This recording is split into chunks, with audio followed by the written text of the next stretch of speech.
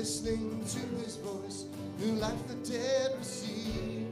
Come on, broken hearts rejoice, the hope won't believe.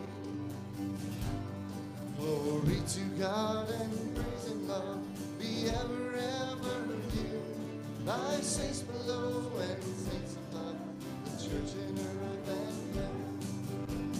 So come on and sing out, let our anthem go on.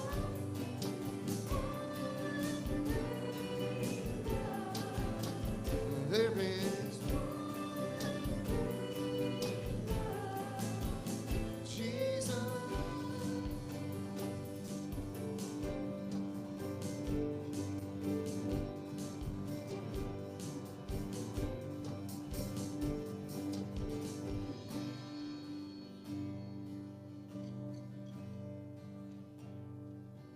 The splendor of the King, clothed in majesty, let all the earth rejoice, all the earth rejoice. He wraps himself in light, and darkness tries to hide, trembles at his voice, trembles at his voice. How great is our God? Sing with me, how great is our God? Oh, we'll see how great is our God.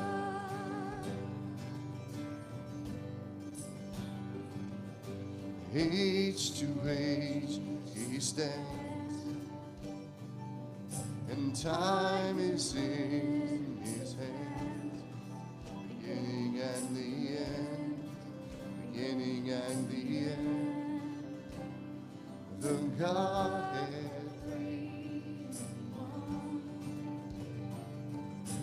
Father, Spirit, Son, the Lion and the Lamb, the Lion and the Lamb. How great is our God? Sing with me, how great is our God? Oh, we'll see how great is our God.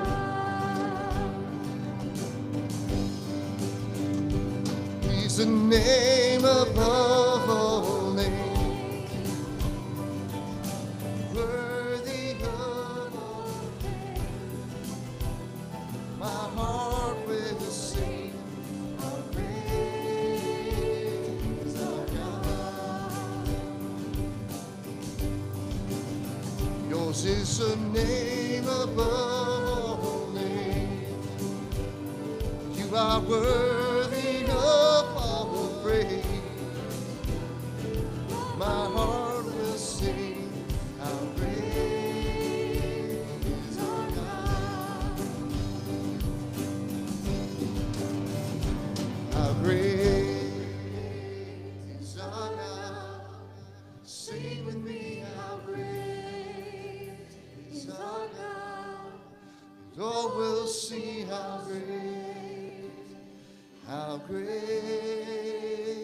is our God. Let's pray this morning. God, you are great. You are bigger than we could ever imagine. You are able to do more than we could ever ask. You are the source of our hope. You are the reason that the promise stays true always, ever. There is not a moment of the day that we live and you are not with us. It's not a moment of a day that we encounter that you haven't given to us. You are strength when we are weak. You are wisdom when we are confused. You are forgiveness when we need it.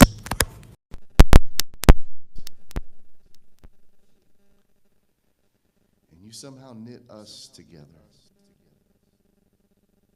in this congregation. You call us your children, we become brothers and sisters. You knit us together. You fill us with your Holy Spirit in this place with your Spirit. You guide us. And you have called us and invited us into a way of life that is more expansive, more expensive for you than we could ever imagine. And so we are here today to give you the thanks. To say, you are great. Not just sing it, not just read it, believe it, and live it.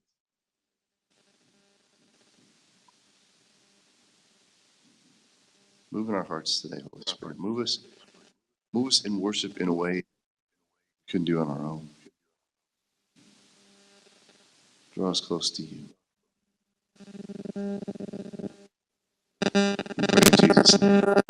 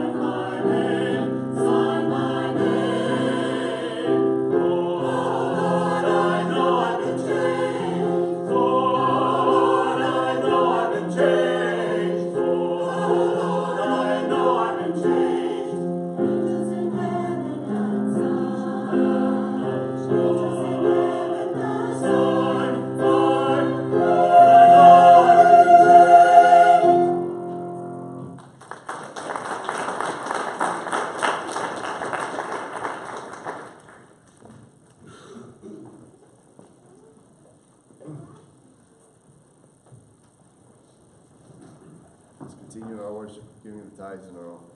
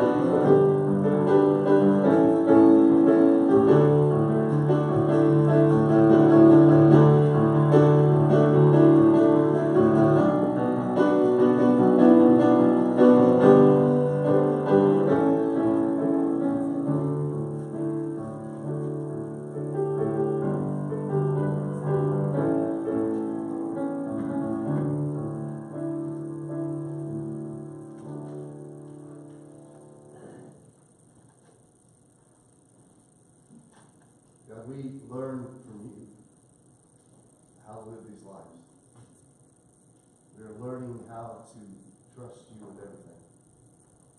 Receive these gifts today. As we learn to be like you. In Jesus' name.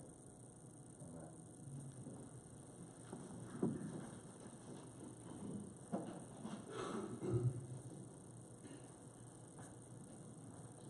Scripture reading this morning from the Gospel of Matthew. Therefore, everyone who bears these words of mine and puts them into practice is like a wise man who built his house on a rock. The rain came down, the streams rose, and the winds blew and beat against that house.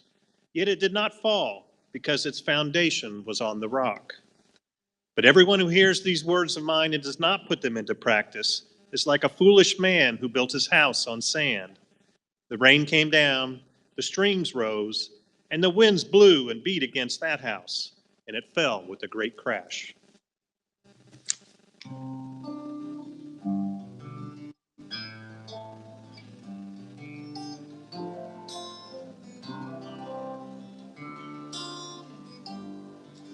Give me one pure and holy passion. Give me one magnificent obsession. Give me one glorious ambition for my life, to know and follow hard after you. Give me one pure and holy. Give me one pure and holy passion. Give me one magnificent obsession.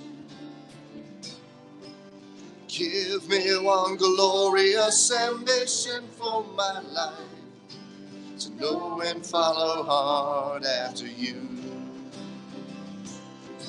To know and follow hard after you. To grow as your disciple in the truth. This world is empty, pale and poor, compared to knowing you, my Lord. Lead me on, and I will run after you. Lead me on, and I will run after you. Give me one. Give me one pure and holy passion. Give me one magnificent obsession. Give me one glorious ambition for my life, to know and follow hard after you. To know and follow hard after you. To grow as your disciple in the truth. This world is empty, pale and poor, compared to knowing you, my Lord. Lead me on, and I will run after you. Lead me on, and I will run after you.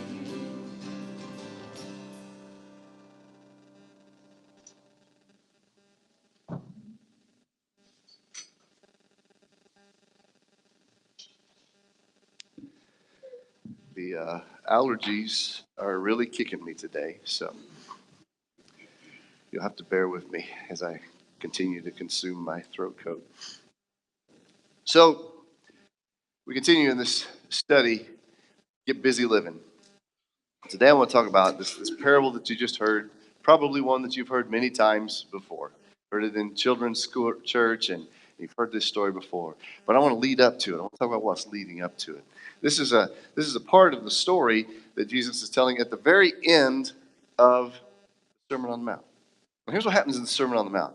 Jesus has been on the scene now, and he's come into the scene, and he's been ministering. He's been doing things that cause people to look at him and say, wait. He's rocking their world, if you will, to say, look, a new way of coming, a new way of being has come into this world. And some of the ways he did that was on several different Sabbath days, he would do things that, well, people said you weren't supposed to do on Sabbath day, like heal and reach out to people. And so he would take care of things on Sabbath. And so for the Jew, for somebody to come in and do something on Sabbath day was to say, wait, something really is changing here. And so he would do that. He he would reach out and touch a leper. Now, you weren't even supposed to be near lepers. But when they came, he would reach out and touch lepers. Jesus was announcing that there was a new kingdom on earth. There was a new team. There was a new plan going on in the world. And he'd been doing all this. One night they said they just kept bringing people to him that were sick, and he healed them. He healed Peter's mother-in-law. He was teaching. He was baptized. When he was baptized, the Spirit came down, and John pointed to him and said, look, the Lamb of God who takes away the sins of the world. Jesus had been on the scene now for some time, and people were watching him.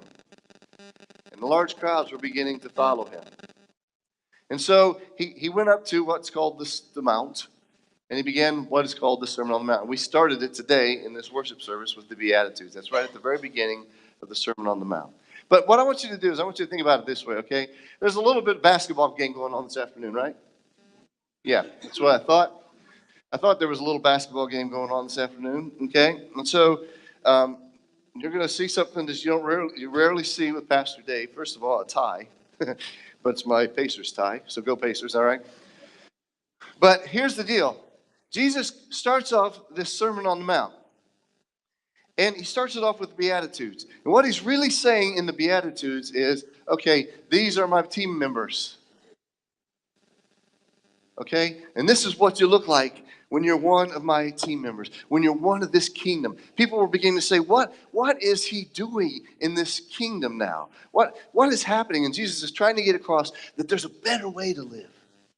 A better way than, as he's going to get into it in a minute, an eye for an eye. There's a better way to live. And so Jesus has been fleshing that out for people, and now people want to know more about it. So he starts off and he says, blessed are you. Now, we can read those and go, okay, if I just commit that to memory. We talked about this last week. Know it by heart, right? If I could just commit it by memory. And some people have done something which I think is offsides. They've taken the Old Testament 10 Commandments, and they said the Beatitudes are the New Testament 10 Commandments. And they're not. They're not. The Beatitudes begin this picture of here's what life looks like when you live in the kingdom of God. You start off with, blessed are the poor in spirit. You are humble instead of haughty. Now, there's not one of us in here that doesn't every once in a while have to struggle with pride, right? And so Jesus says, look, today I want you to understand that this new kingdom is going to be about playing with humility rather than pride. He said, blessed are the pure in spirit, pure in heart, for they will see God. What he's saying there is, blessed are those who say, give me one pure and holy passion. I want to do one thing with my life. Jesus said, look, what I'm bringing into this world is not just a mere addition. It is the whole package. So he starts off, this is what the people of my kingdom look like. And so you read it. It's in your bulletin. You can look over it again there today. And then he goes on. He moves on in his teaching in Matthew chapter 5. See, this is another rare thing for me, right? To actually be holding the Bible here in front of you. Matthew chapter 5, he goes on and he says, now look, if you sign up to have this kind of a life, where when you mourn for the things in this life that aren't right, you'll be comforted. Where you are a peacemaker when there is trouble and strife.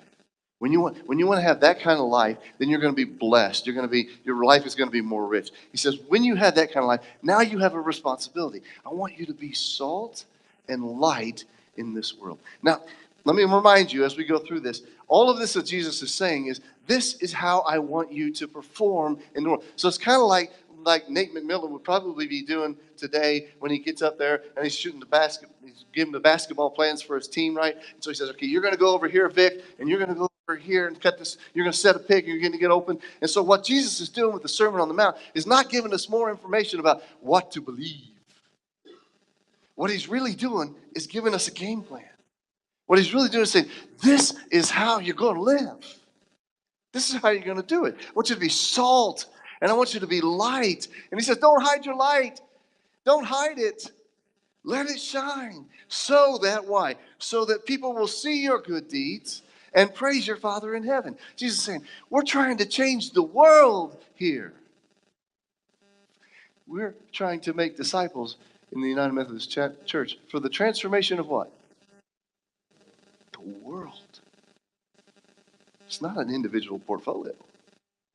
He's inviting us. And what he's really doing is showing us, as he's talking with them, this is how it's going to look. Then he moves on and he says, okay, now don't think that I've come to abolish the law, but I actually come to fulfill it.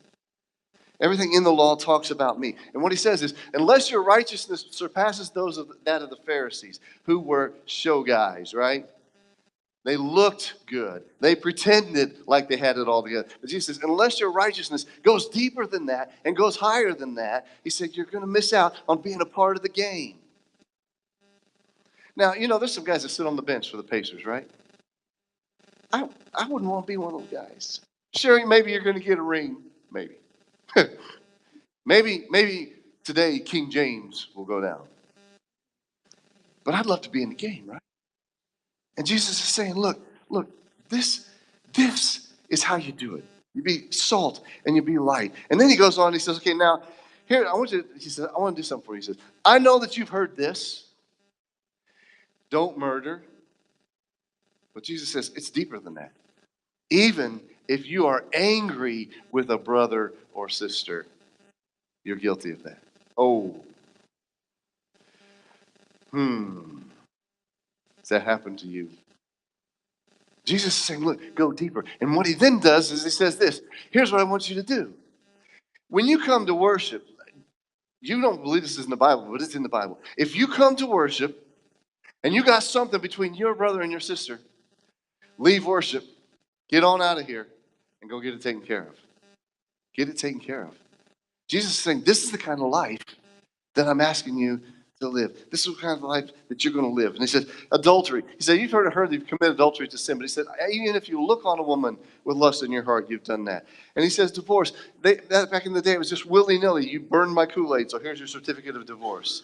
And Jesus said, no, that's not the way God looks at it. I'm inviting you into an entirely new kind of life. And then he says, take your oaths to the Lord. And Jesus says, no, let your yes be yes and your no be no. Wouldn't that be awesome if we all lived that way? We'd never have to sign agreements, right? Our yes would be yes and our no would be no, and that would be it. That's the kind of world that Jesus is trying to initiate, that he did initiate, that he's inviting us into. But those who follow Jesus are going to have to be the ones to do it. Because everything that I'm talking about here, are you hearing it? Everything that I'm talking about here, it goes against the grain of how we try to do things, right? And so Jesus is inviting us into the game in a whole different way. He said, you've heard I said an eye for an eye. So get back. Get back at whatever somebody did to you. Get even. And Jesus said, no. No more of that. Because an eye for an eye and a tooth for a tooth ends up with a bunch of blind, toothless people. He said, instead, forgive. And then he goes for the coup de grace on that. You have heard it said. You have heard it said, love your neighbor and hate your enemy. But I tell you, no. Love your enemy. And pray for those persecuted. See, this is not just, nice ideas. This is game plan stuff. This is how we do it stuff. And he says, now I want you to be careful. If some of you out there are hearing me saying, this is what I want you to do, I want you to be careful because we have a tendency to sometimes do it in front of other people so that they'll go, oh, how marvelous you are in doing that. Yes. Sometimes Jesus says we have a tendency to want to do our stuff in front of other people so that people will applaud for us. And Jesus says, if you do that, you will not have a reward from your Father. Yeah, easy for me to say. From God. If you do that, you will not have a reward from God. But do it instead between you and him. When you pray, Jesus said, some people like stand up in long, eloquent prayers. Just pray, simple prayer. Dad, your name be exalted. Just give me what I need today. And help me to forgive those like you've forgiven me. And do it in quiet where God sees and nobody else sees. And Jesus says, I just want to warn you that sometimes when you start getting into this game and you start living this good life, you want everybody to see it so they'll go, nicely done. And Jesus said, no, don't do that. So he goes on. I've got to go through this crash course of the Sermon on the Mount real quickly. He says, fasting. When you fast, don't go around going, oh my gosh, I'm so hungry. It's just between you and God. If you've never fasted, oh my goodness, do it. Just do it. It's amazing. So he goes on, he says this, and he says, then store up for yourself treasures in heaven. Don't worry about things that you'll need here, your food, your clothes, your housing, your friends. Don't worry about that because God's going to take care of you. God has promised to take care of you. He says, just live your life with reckless abandon, trusting in God. Again, these are not just ideas. He's trying to show us how to do it. And then in chapter 7, he says, now don't judge others because by the same way you judge, you'll be judged. Just leave that alone. He says, ask and seek and knock and go after the kingdom with everything that you've got in you. And he says, now I want you to know, this kind of life, this is where he says, enter through the narrow gate. For wide is the gate and as broad is the road that leads to destruction, and many enter through it. But small is the gate and narrow the gate, the road that leads to life, and only a few find it. And what he's trying to say there is, look, I'm giving you the opportunity to live heaven now, right now. He said, but there's a broader path that a lot of other folks take that's a lot easier. He said, be careful.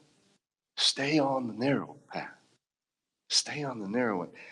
And then he says, it's very interesting. He says, you'll know a tree by its fruit. You can't get bad fruit from a good tree, and you can't get good fruit from a bad tree. You'll know it. You'll just be able to tell it. And he says, be careful, because there will be those who will come in sheep's clothing, and they will say, this is what you should do, this is what you should be, but they're really just dressing up on the outside. And then Jesus said those words that you heard this morning. Okay? He said these words. Now you can put it up there. Oh, you have to block out the background. Therefore, everyone who hears these words of mine and puts them into practice is like a wise man who built his house on the rock. Who hears these words. We hear them. We sometimes have them memorized. We have them in studies. Eugene Peterson says, the hippie version says, people who just study these words. And that's all it is not what I'm saying to you. This is the way to do it. Now, 30 years ago, this year, this ad came out.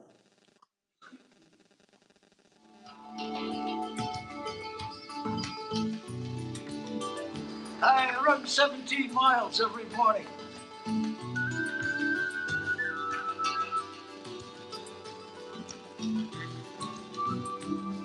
People ask me how I keep my teeth from chattering in the wintertime. I leave in my locker.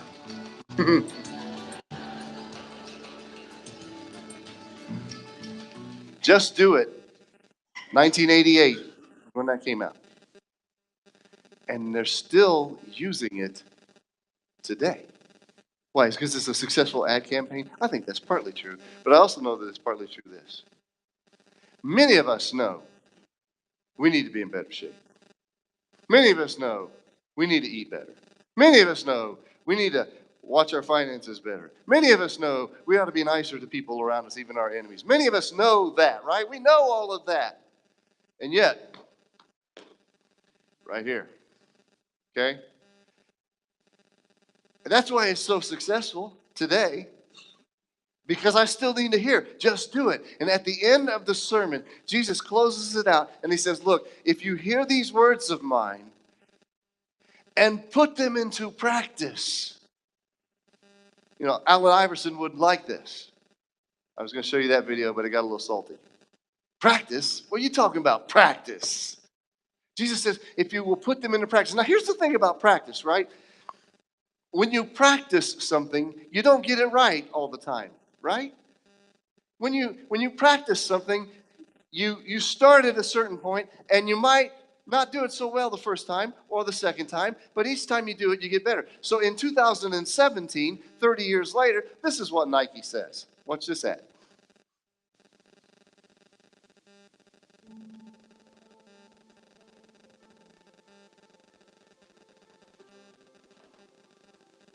My comfort zone. Maybe that's what I've been running from. I am not ashamed of all the times I've failed, because so far, they haven't stopped me. On all those days when my best wasn't good enough. I used to think those were wasted mornings, but they were just steps. That's all they were. Steps. Everybody's got a wall. Mine might be around the next turn. But whoever gets up tomorrow, I can't wait to meet him.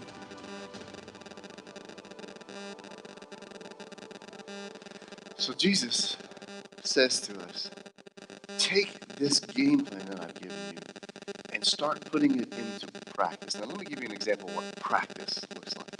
Let me talk about practice. When I was a youth pastor, there were many times when I would be talking with parents. And a kid would come to me and say, I had a bad situation with my mom, my dad. And then the mom and dad would say, can we come talk? I said, sure, come talk. And when I talked to the mom and dad, I would say, here's what I want you to do. I want you to go in there when you talk with your kids and say, I don't always get it right. You didn't come with an owner's manual from the hospital. I see people go, wish they did. Right? There's difficult moments in life. We're human beings. We start to butt heads. And I would say to the moms and dads, I would say, I want you to go home. I want you to sit down. And I want you to say, I got it wrong this time. I got it wrong. And I need to ask for your forgiveness. Because I want to keep trying to get it right. I want to keep practicing. And that goes miles to establishing the relationship. It's the same with us in the world. There are many people that I meet who are followers of Jesus who think they have to have it all right, and all down, and all figured out. The world knows we don't. Secret, the world knows we don't.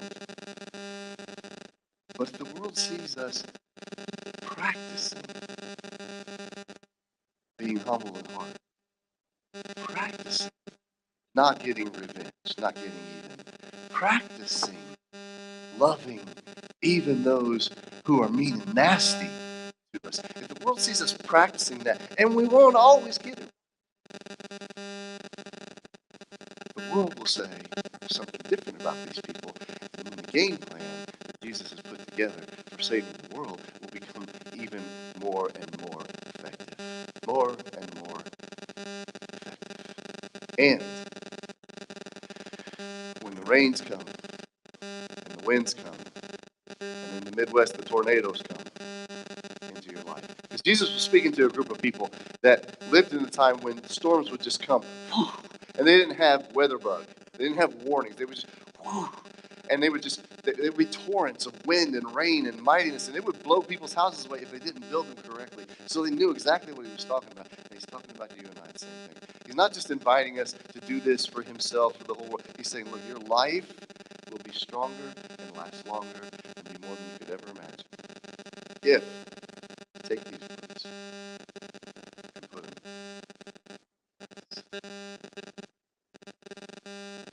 I'm not even going to go into the second half because we know how that story one hears but doesn't put in. So the choice is ours. The choice is ours. Let's pray. Jesus, I think sometimes we forget that you want to employ us on your team.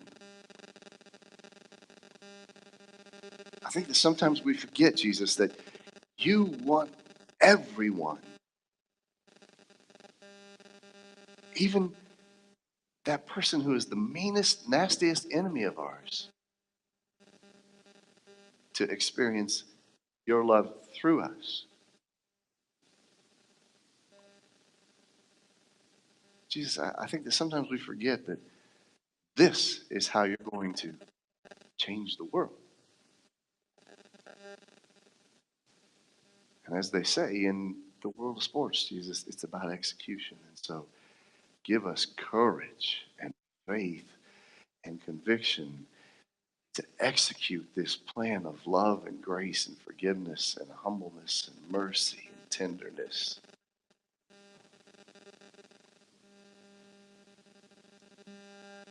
And when we fall down, Help us get up with grace. And we'll keep practicing. In your name we pray. Amen.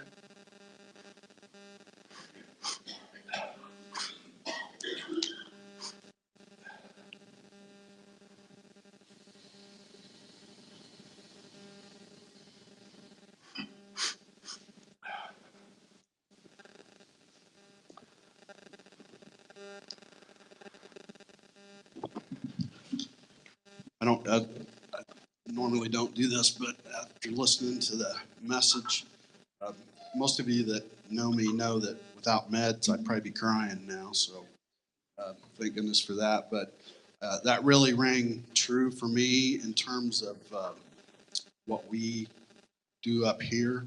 And I don't know that I can speak for all of us, but I think I can. And that I was just sitting there thinking 25 years ago, you and I sat in the up here, and all we had was the little Clavinova up there. I don't even know why we were in here, but it was late after midnight one night, I think. And John was playing the piano, and I was singing, and we had so much fun. And we said, wouldn't that be awesome to do this in church, and to be able to bring our joy, into the church. Do you remember that? And like I said, that was 25 years ago. But there was no way I was getting up in front of the church and singing. I can tell you that. And so, any of you that think that we're real comfortable doing this, that's not true. I mean, it's much better today than it was. But I thank God, and I think Dave was a conduit for God with us in our lives, and I hope it's a blessing to you too. But when Dave asked us to come up and start playing, oh, no, and my hands still shake, but it scared me to death to sing in front of people, and never done it, and so in listening to that sermon, this makes us feel like part of the team, like we're playing, and yeah, I agree. Having played sports in high school and college, I want to play. I want to be on the field. So, thanks for that. And it really hit me that I just got to say this today, because that's why we show up here, is because we feel like this is we're part of the team. You agree with me, John? Yeah. Thanks. Okay, appreciate it. He's a liar. But most of you know that anyway. So I just wanted to say that I think that really rings true for us. And this last song is probably my favorite song of everything. And we don't do this for accolades. Obviously, we want it to be good. And a lot of times we'll walk away going, no, it wasn't very good, But we do that. This song for me anyway is something that really hits home. And please listen to the words, and thank you guys for letting us play on this team.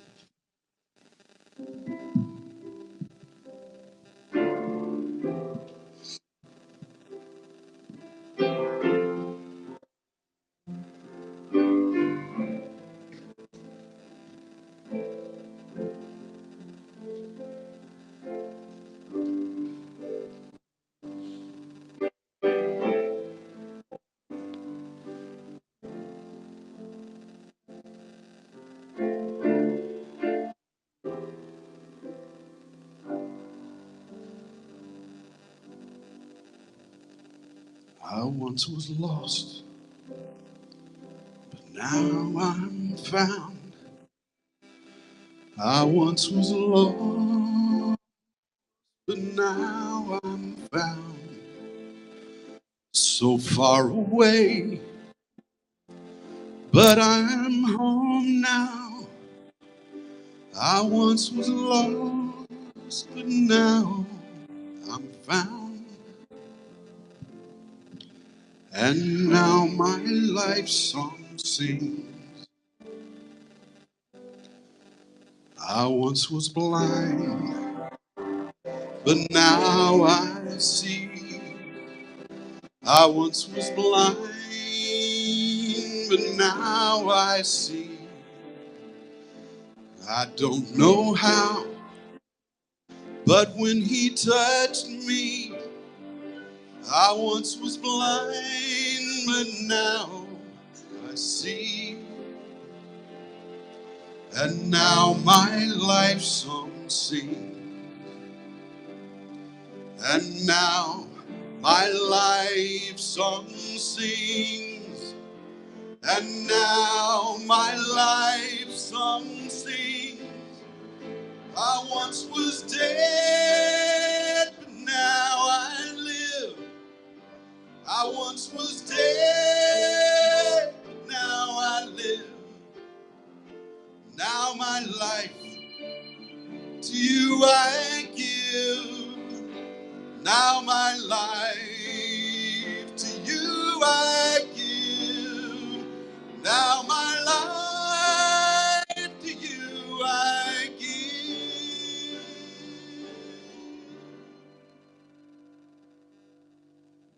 Hallelujah. Hallelujah. Let my life song sing to you. Hallelujah. Hallelujah. Let my life song sing to you. Hallelujah. Hallelujah. Let my life song sing to you.